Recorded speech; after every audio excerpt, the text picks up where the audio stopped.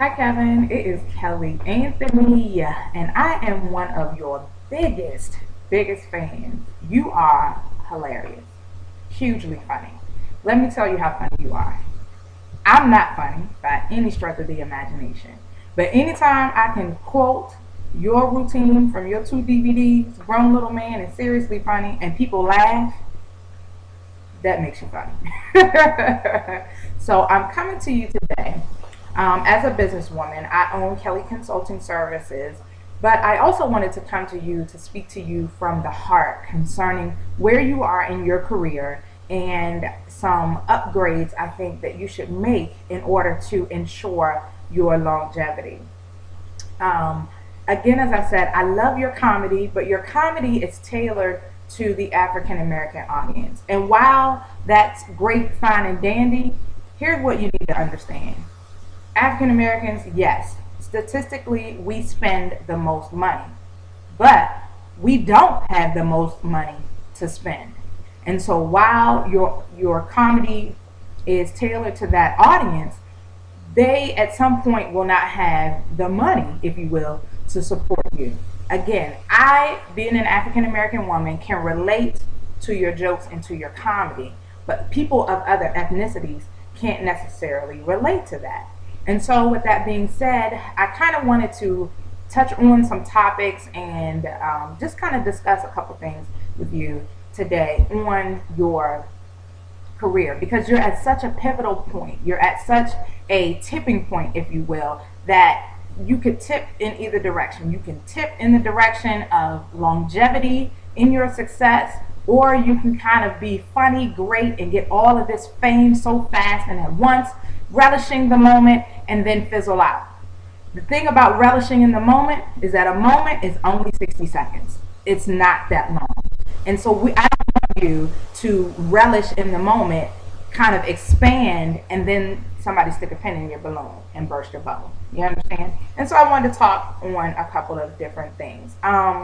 I'm excited to see what your next big project is, and I'm hoping that your next big project will cater to an audience of more than just black people. And I know you're saying, but I work for Ford now, and Ford endorses me, but Ford only endorses you through their diversity program.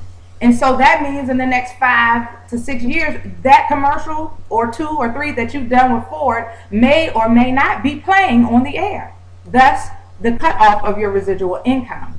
Ford recognizes something great, and so they're going to ride your fame with you until your fame fizzles out. And once your fame goes, so does the endorsements from Ford.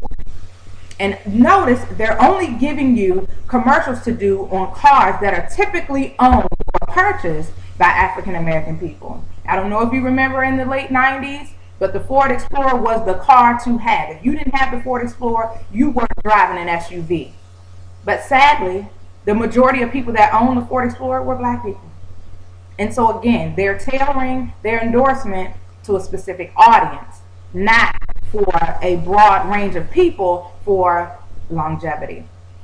Okay, and so I wanted to kind of give you a couple of examples of people who have started out doing the black thing, if you will, but understood quickly that they needed to expand their audience to a more progressive palate, and thus have ensured their longevity from just a few movies or just a few endeavors that they did when they first started out to now 10, 20, 30 years later, they're still current, relevant, and important to the industry that you're in. Let's look at Eddie Murphy. Eddie Murphy is hilarious. He is now considered a legend and an icon in the comedy world. So Eddie Murphy started out doing movies like Boomerang and Harlem Nights and things of that nature. But if you go and do the research, as I have done, on the movies that Eddie Murphy has done, his Shrek trilogy, Shrek 1, 2, and 3, has made over $1 billion. That's more than double all of his quote-unquote black movies have made over their lifetime. Eddie Murphy, whether people think he's sold out or not, doesn't matter. Eddie Murphy has longevity. He has longevity and long money. Why does he have longevity and long money?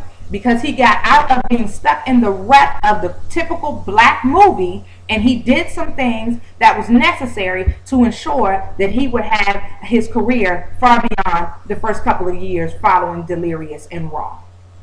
Then we have people who are not necessarily comedians, but they also people who started out in the black movies. Look at Lawrence Fishburne, an amazing actor. He did Boys in the Hood, but he also did The Matrix. And his earnings from The Matrix more than triple his earnings of Boys in the Hood. And so, again, you have an African American actor, an African American entertainer who went from their great start in the African American community to expanding their horizons beyond the African American community to appease and appeal to a wider variety of people within their audience. Look at Chris Rock. I love Chris Rock. I love Chris Rock because he is a relevant comedian. His movies, not so great. But every time he stands flat-footed on that stage, he delivers in his stand-up comedy. Now, why is it that Chris Rock, more than 10 years into his career, is still relevant? It's because he is a comedian that talks about the issues of the day, so he stays relevant.